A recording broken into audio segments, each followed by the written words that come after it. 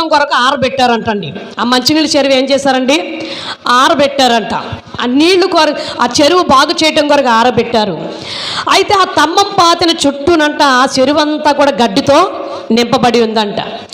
అప్పుడు ఈ గొర్రె యజమానుడు ఏం చేశాడంటే, ఈ గొర్రె మేపుకున్న యజమానుడు తీసుకెళ్ళి ఆ తమ్మమయంగా కట్టాడంటండి. ఆ గొర్రెని కట్టి ఏం చేశాడు, కట్టి చూసేటప్పటికి, కట్టి లేచేటప్పటికి దాని ఈపి మీద ఒక ముళ్ళెళ్ళి పాగుతూ ఉందంట.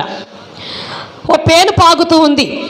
అది తీసి ఇలా పీకి అది పట్టుకుని ఇలా పీకి బయట పారేశాడంట.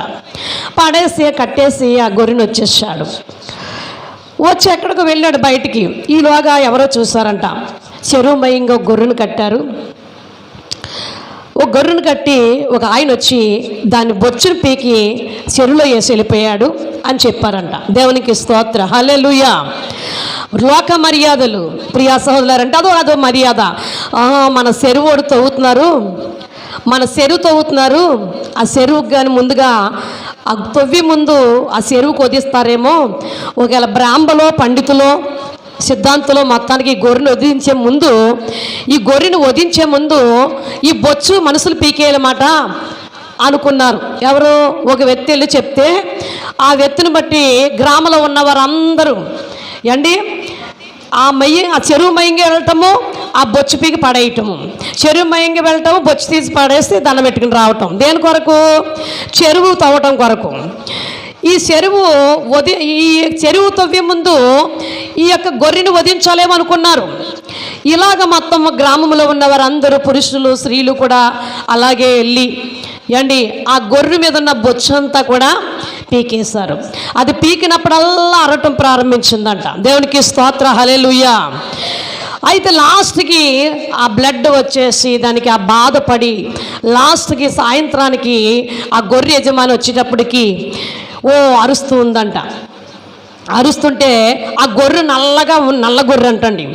ఇతను గొట్టు మీద ఉండి చూసినట్టుకి ఆ గొర్రెంతా బ్లడ్, తన శరీరం అంతా బ్లడ్ అట్టేసి ఎర్రగా కనిపిస్తుందంట. ఇదేంటి ఎర్రగా కనపడుతుందండి గొర్రె, ఇది మా గొర్రె కాదానికి ఇతను దిగి ఆ చెరువులోకి వచ్చి చూసేవాడికి ఆ గొర్రె మీద ఉన్న బొచ్చంతా గ్రామ ప్రజలందరూ పీకేశారంట.